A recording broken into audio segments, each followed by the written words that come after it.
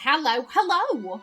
My name is Callista, and welcome back to Pillars of Eternity. In the last episode, we dealt with the situation at Cadnua, and we have returned to Stalwart. We did a wee bit of shopping. Now, in between episodes, I actually realised, I have this ring, Ring of Changing Heart. I have no idea where I got this ring from. I have no clue where I picked this up. I don't remember it. I don't remember reading this.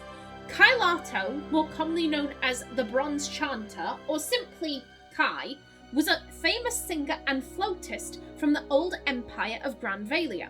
His exploits with women were even more famous than his skill with music, and though he claimed that his way with women came from his innate charm, he was never seen without a certain silver ring, even when he had divested himself of all else.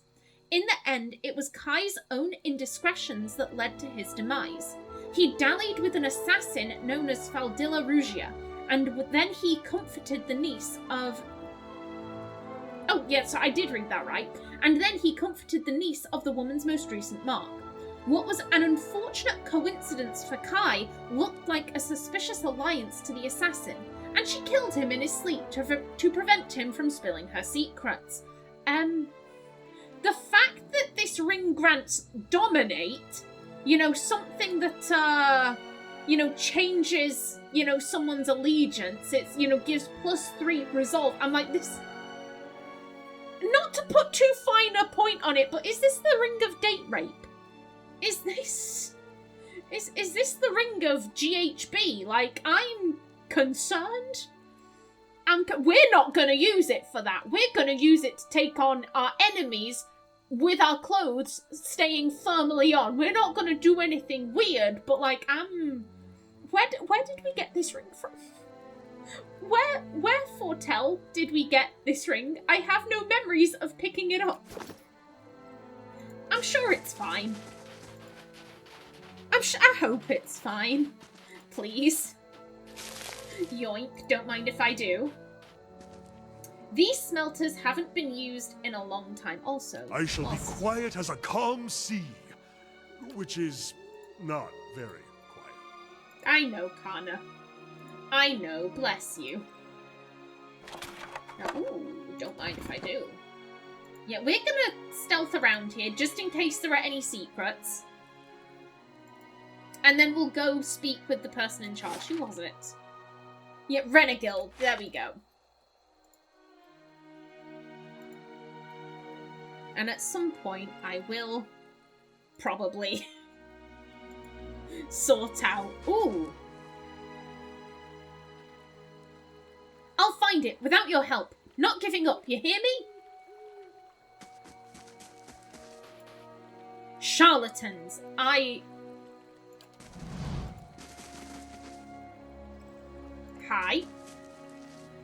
A dwarf paces with his head down and arms crossed, only stopping to hurl glances at the building behind him. His face is smeared dark with grime, and soot falls from his beard as he mumbles to himself.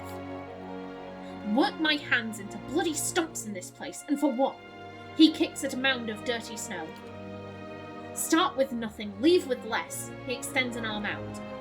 Who are you yelling at? I'm sorry for your loss, diplomatic. The attack of the ogres has hurt everyone, rational. Enjoying the taste of misery, are you? Grow a spine! What kind of bitch would say that?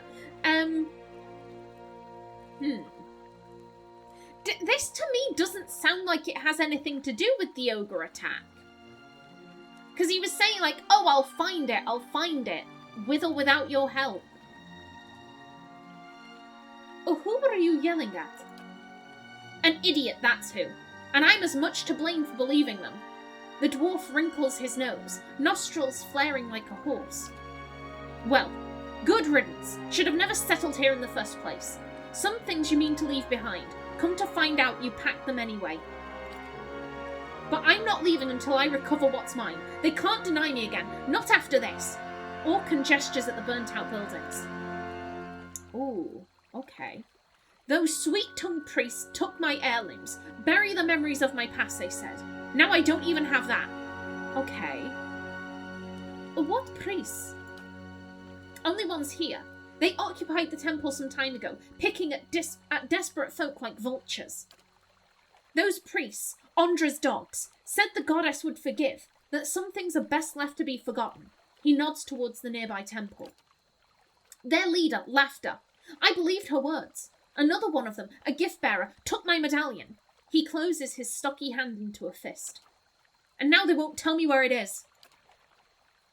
Your problem is that you give meaning to meaningless objects. Here, let me show you something. I need one of your rings. Orkan draws back his hand, but Zawa gives him a trustworthy nod.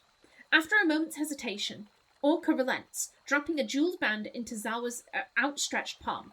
Immediately, Zawa flings it into a lake. Dude! See? You're no worse off. What? Mate, what? Why would you... I see the point you were trying to make, but literally it's like, oh, my medallion, my ring. Are we gonna steal all of this man's jewellery? See? You are no worse off. Orkran's face, already splotched with pink from the cold, turns a deep shade of crimson, and his mouth puckers as though his head was set to implode. After a tense moment, his breathing slows and his fists unclench, his original look of pained frustration returning. Why won't they tell you? What did you want to forget about your past? What else did you give the priest? Maybe there's something I can do. If I find anything, I'll let you know. They'll respond better to tact than tirades, diplomatic. Have they no sympathy? I'll bring your plight to them, passionate. Why would I waste my time on a senile old dwarf who doesn't know what he wants from one moment to the next? Again, no. No. Why won't they tell you?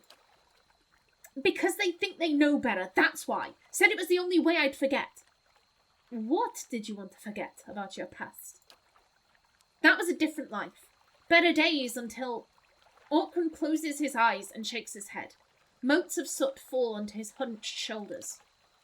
It's my burden to bear, not yours. I thought to cast it away, but the memories I lost were all the wrong ones. What else did you give the priest? The dwarf casts a measuring look at you. He quickly turns his head away and nods. You'd understand its value. My armour, a set finer than I've ever seen, but worthless to an old dwarf. I'd have traded it for the medallion, but fool that I was, I gave them both.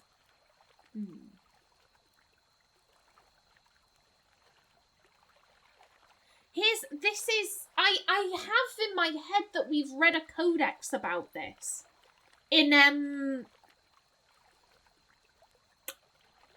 It was in the lighthouse.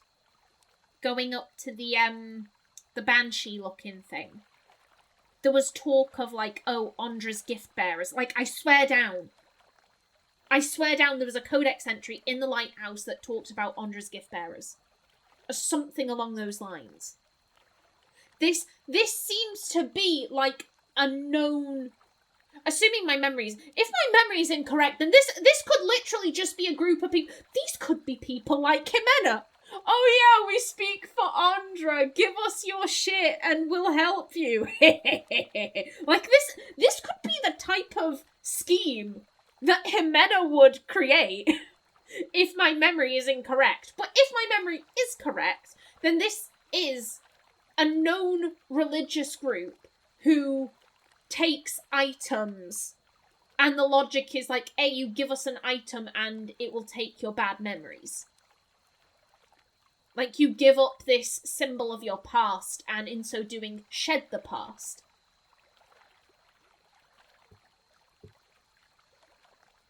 I mean, the only kind of thing that I'm like... The only coin we have to barter with is the fact that we are a moon godlike. Moon godlike are Ondra's godlike. She's the... If I've got the right god... She's the goddess of the moon and the ocean and all of that shit. The only card we have to play is like, hey, you're priestesses of Ondra. I'm one of Ondra's godlike. Give me thing, please.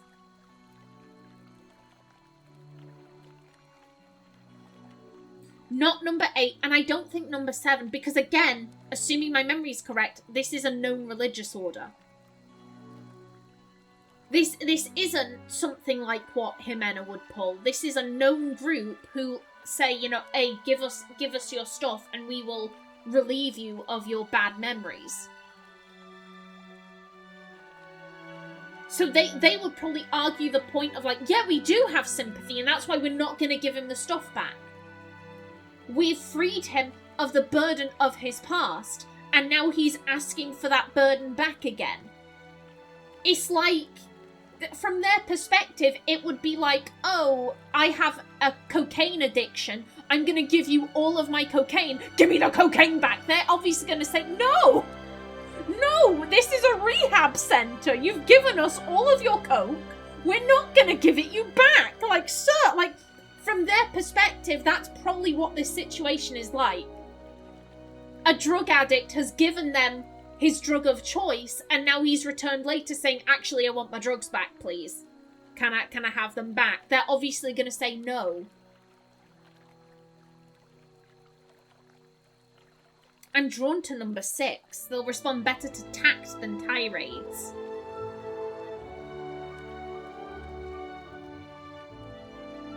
They'll respond better to tact than tirades.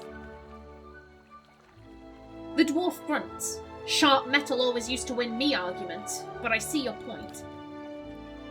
I'd be surprised if they return it willingly. They believe it's a sacred duty to cast the offerings to the goddess in some place where they'll be forgotten. Better to find where they drop them, I think. What's Laughter's role in all of this? She leads that group of crows. They took over the temple as folks started to leave. Came to unburden those that sought to forget their misery here, they say. Tell me about this medallion you want to recover. It belonged to my sister. It was just a pretty trinket to her. To me, the dwarf cast his gaze down. She was the last of my family. At least it still acted like family to me. Okay. Have we asked this? Does this just lead into like, oh, that's my burden, you shouldn't have... I'm just gonna ask this, just in case. I want to know about your past, before you settled here. Yeah, okay. Goodbye. I don't expect luck to grace me now, but if you find anything, I'll be here. Count on it. He gives you a vigorous nod. Okay. We can... Perhaps if I adjust this like so... Let's... Hello? Oh, it's working! Yes! I can't believe it! It's really... Oh... The dwarven woman looks at you, a disappointed expression on her face. In her hands is a large rectangular box, covered in strange dials and symbols. What's working? I get that reaction a lot. Clever, expecting someone else.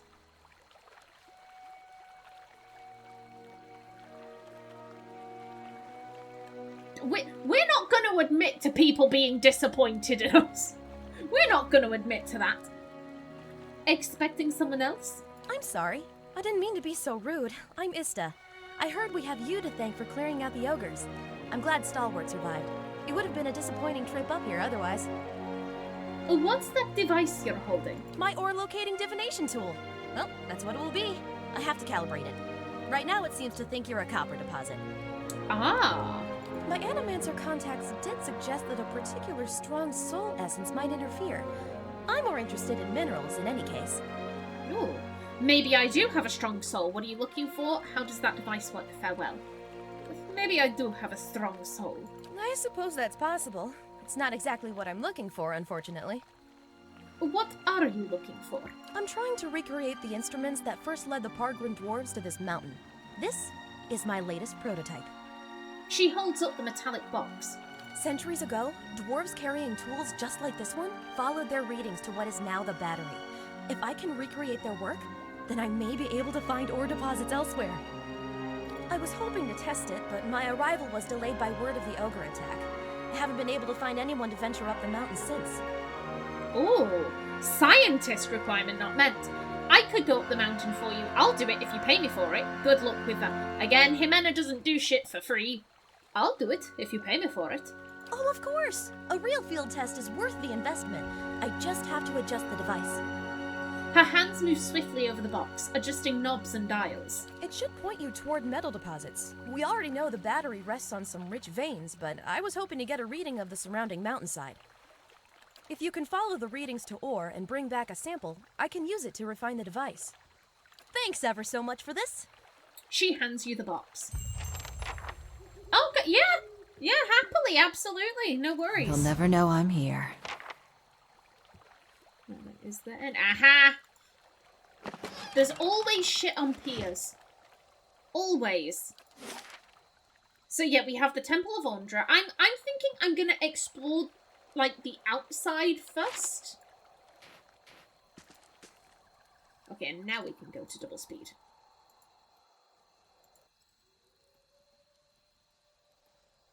Yeah, we'll explore the outside areas. And then we can start heading into places. So we have a house over here. Yeah, I remember this. There was something hidden in there.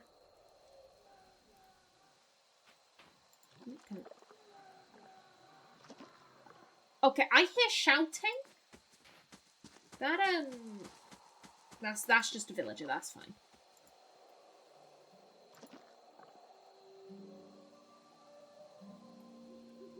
Oh, this is probably like a longhouse or something. Oh, Ray. Hello. Don't see the harm. Building's thirsty work. Hi there.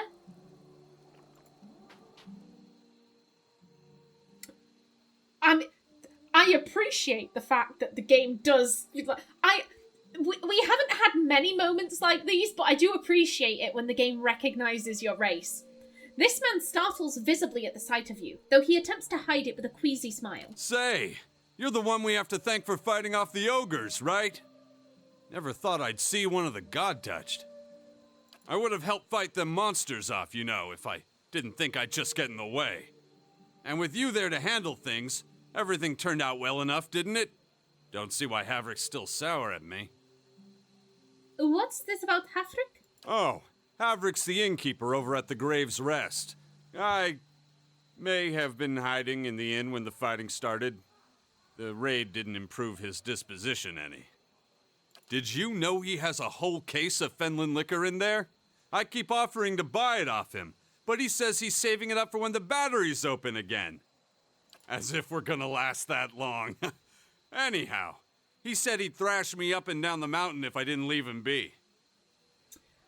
It seems reasonable to want to save it for a special occasion. You hid away while everyone else risked their lives. I mean, Ximena might do the same.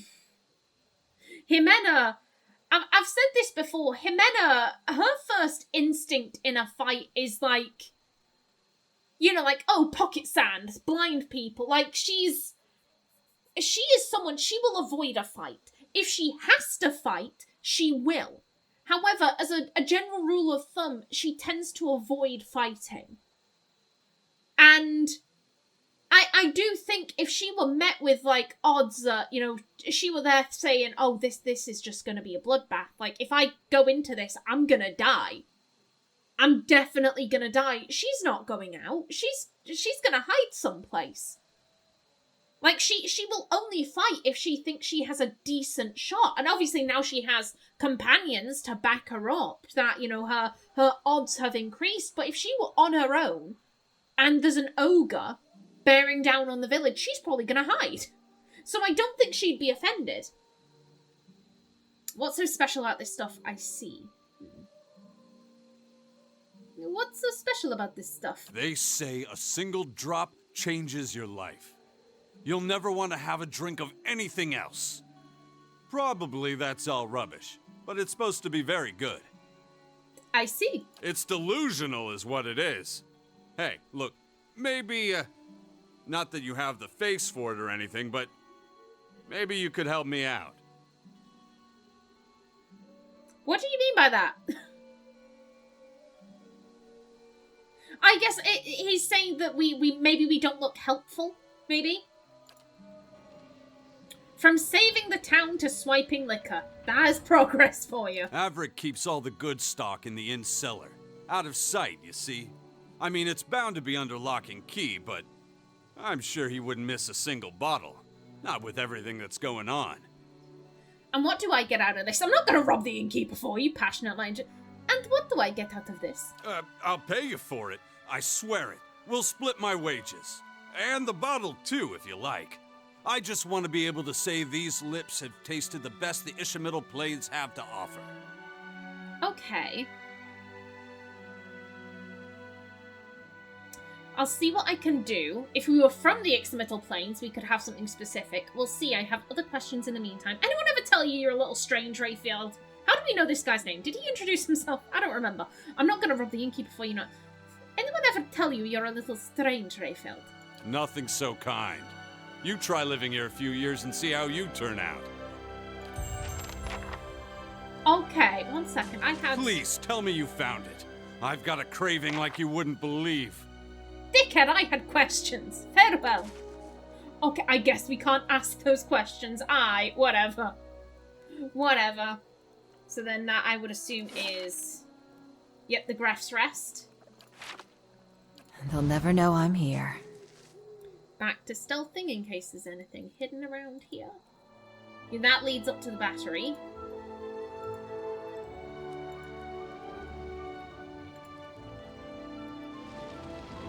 That is Tana's house. Oh, excuse you. Okay, we've got a campfire back there.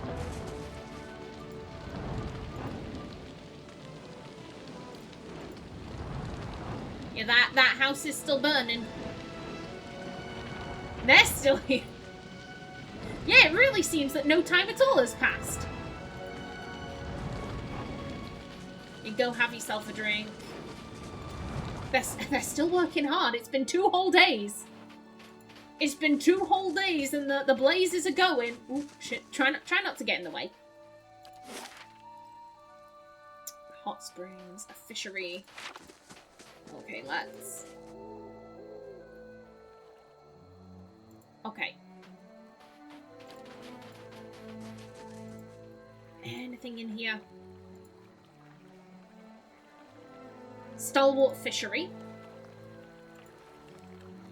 Ooh, again, there's always good shit on piers. There is always the good shit on the piers. You have to check. And... Thank you for the fish. We shall feast. We shall feast upon the fish flesh.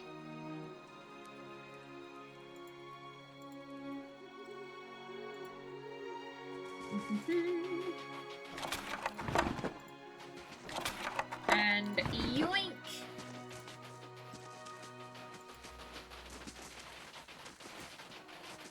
Okay, that appears to be everything. Okay. There we go. That is the town explored. Rightio. Then let's go see Renengild. See the head honcho here. You see a middle-aged woman and a younger man locked in an argument. Both wear clothes streaked with blood and dirt. The young man turns to the woman, a fresh cut visible below his eye. They've destroyed the stockade, Mother. It's... Enough. They're gone. Oh, well, you're important. Is this under the companion? Because again, we've seen very few people with character portraits. Are we gonna get like the mayor of the town on side? She holds up a hand, which is missing the final joint of the ring finger. But it's her voice, sharp and steely, that silences the young man. As he glowers at his toes, she turns to you with dark circles under her eyes and a smile pulled taut across her thin lips. The deliverer of Cadnua. Thank you for making the journey. Abidan knows it's a long one. Well, I'm sure you wagered on a more civilized welcome. Still, we're much obliged for your capable intervention. She shoots the young man a brief but stern glare. He pulls a knife from his belt and an apple from his pocket and sets to work. There's a job that needs doing, that's what I'm here for, rational. It's an honour to be called here diplomatic. Charming place like this, I can't imagine why you don't see more visitors. Clever. It's no trouble, I'm here to help however I can. Benevolent. I was told this had to do with Durgan's battery. Ooh. I get these people have just had... Like, we saw the burning building. We saw Haravius pull an unconscious individual out of a burning building. Now isn't the time for jokes. Again, this reads as too goody-goody for me. I think rational. There's a job that needs doing. That's what I'm here for. Then far be it from me to waste your time with idle chatter. She folds the map in her hand with a quick and merciless pinch. Stalwart isn't much more than a grease stain on a map. What roads we've got in the White March are basically tracks in the snow. And for every trader or adventurer that comes through, 3 of our own leave for good.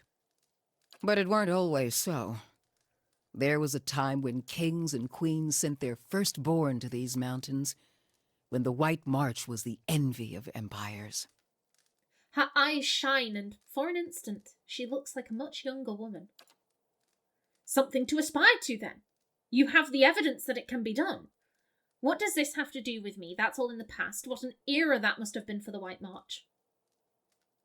Well, I mean, what does it have to do with me? We're trying to get into the battery so that we can set it going again.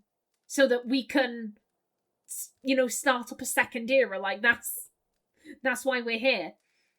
What an era that must have been for the White March. The Pargrin dwarves transformed the White March once. We could bring some of that greatness back to Stalwart. But we need the White Forge. She raises the map and taps a spot in the middle of a white and grey expanse. Again, if we were a dwarf, we could comment on that. Never heard of it. Of course. Been over 200 years since anyone's felt so much as a summery breeze near it. She smooths the creased map. I'm hoping you can do something about that. She ignores the young man who shakes his head at the crackling logs. How so? Labourer requirement not met. Me work a forge, I've never done anything like that. And why would I do that? Here's the thing, I don't think she's asking about working a forge. I think she's asking, A, can you get us there? How so? We've been trying to breach Durgan's battery for over a year now. Problem is, the other expeditions can't so much as dent the front door. She rubs at her fatigue-shadowed eyes. Tell me about these other expeditions. Why there's some interest in the White Forge, and that's why you need my help. Tell me about these other expeditions. 12 different groups have come through at our request, and several more besides. Been hoping that one of them could clear the way through Durgan's battery. But young or old, green or seasoned, it don't seem to matter. They cast their spells, chisel at the door, and search the grounds until they've worn new treads into the old stone. The lucky ones eventually go home. Plenty more find themselves on the wrong side of a blizzard, or an ogre raiding party. Why the sudden interest in the White Forge? We're an old mining town. Or we were until the Adirans pulled out and left us with a half-dug mineshaft and something resembling an inn. She thumps the sturdy wooden wall with her fist. Since then, it's been a steady decline. You've seen the roads. Isn't much we can produce that the Valians can't ship cheaper.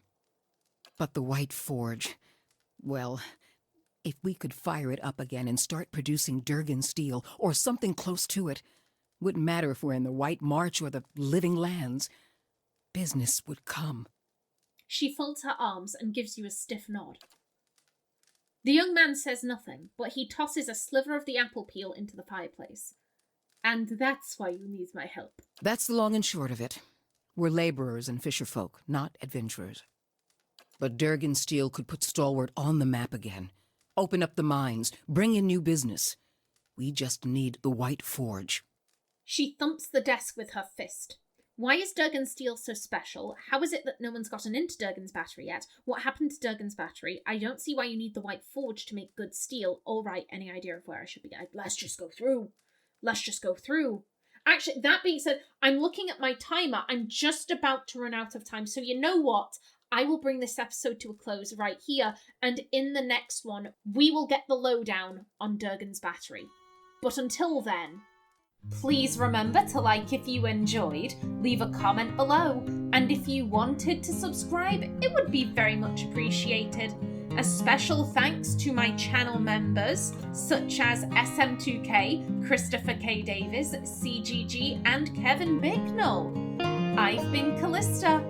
Thanks for watching, and see you in the next episode.